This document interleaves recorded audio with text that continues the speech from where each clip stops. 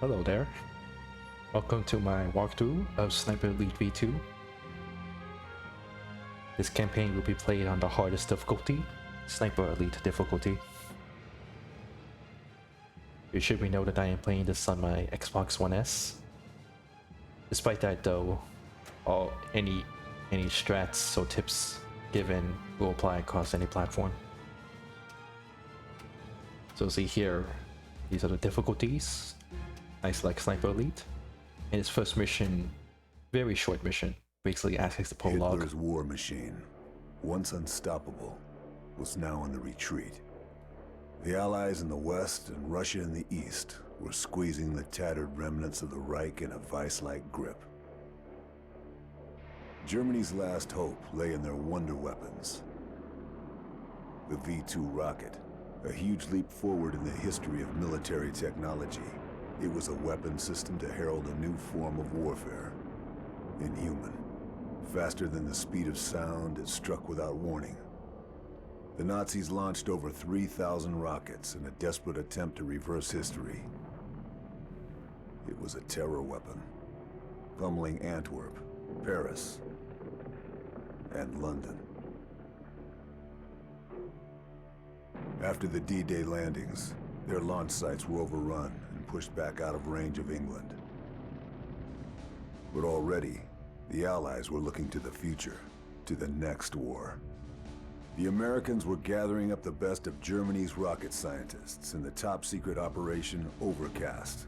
Many of the architects of the V2 program had already been acquired, but not all. With Berlin encircled, Germany's last-ditch defense falling back block by block, and total defeat only days away, those scientists remaining in the city would soon be in Russian hands. My job was to make sure that didn't happen.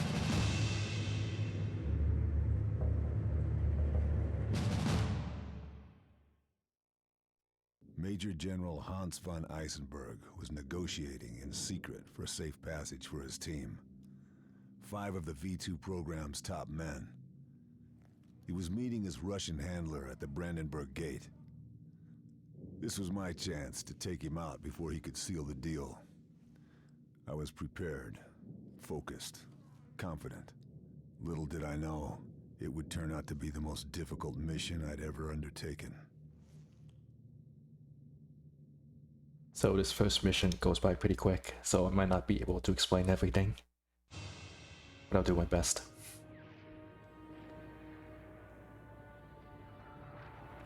Obviously, I'm trying not to speak during dialogue.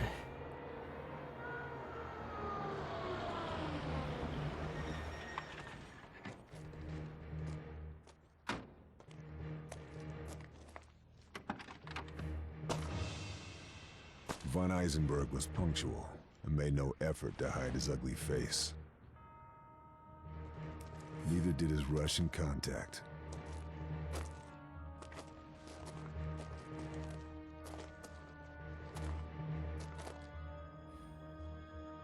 I had a clear shot. The slightest pressure on the trigger, and it was good night, Major General. Just a question of choosing my moment. The square was well sheltered, so there was no wind to worry about. I had to aim 1 notch above the target to compensate for bullet drop. I controlled my breathing to steady my aim. And then, shoot.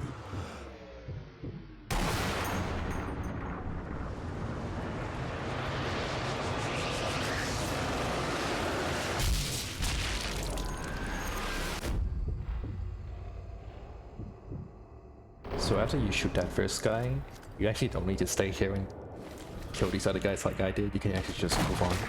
But as you see there, gravity is something you have to take into consideration when sniping. Obviously gravity pulls your bullet down, so in order to compensate for it, you have to aim a little higher than your target. The farther away they are, the higher you aim.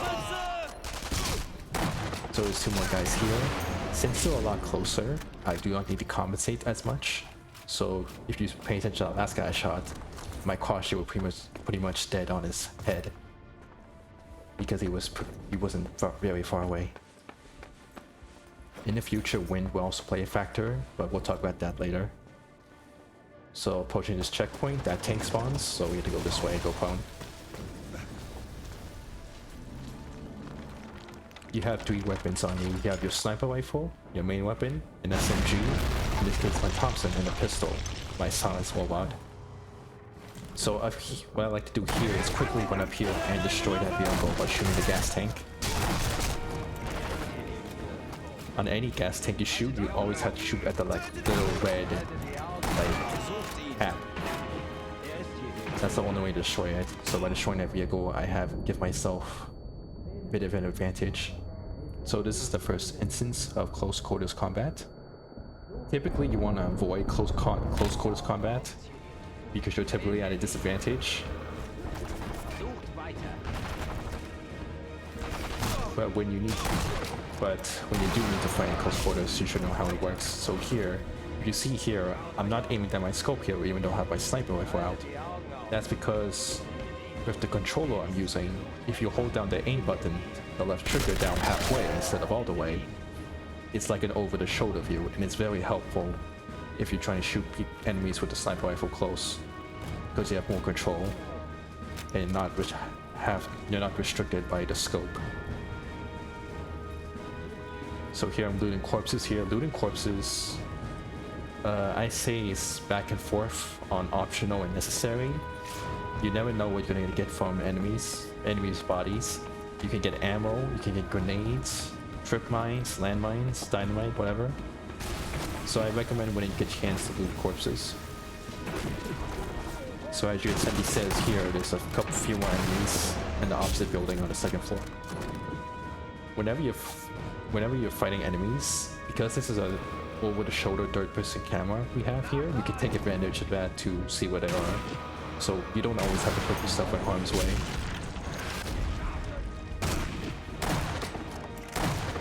Oh yeah, that's slow-mo camera there happens whenever you snipe someone, and it's a guaranteed kill. It doesn't always happen though, but it's something, you know, unique to this game. So you see right there, I aimed a little higher than that guy because he was far away. See here, around 100 meters away. So if you look at the scope there, you see there's that big cross that engulfs the scope, but if you look on the lines, you see a bunch of little lines. Those are the notches that was mentioned earlier. So depending on how far away someone is, you can use those notches to kind of measure like how much you have to compensate for when sniping. So you're never gonna have like an exact like indicator telling you how high up you should aim.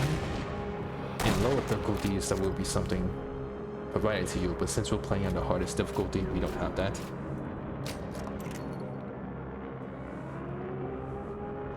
You may have noticed also there, I shot that red explosive barrel. That is something you can do. Von Eisenberg was dead. I was committed now. Both the Russians and Germans would know I was in play. Unfortunately, I'm out of time here. So, what do you think? So, be sure to leave a like and comment if you'd like to see more of this. I do have the other future 2 levels already recorded, so I'll get to work on those.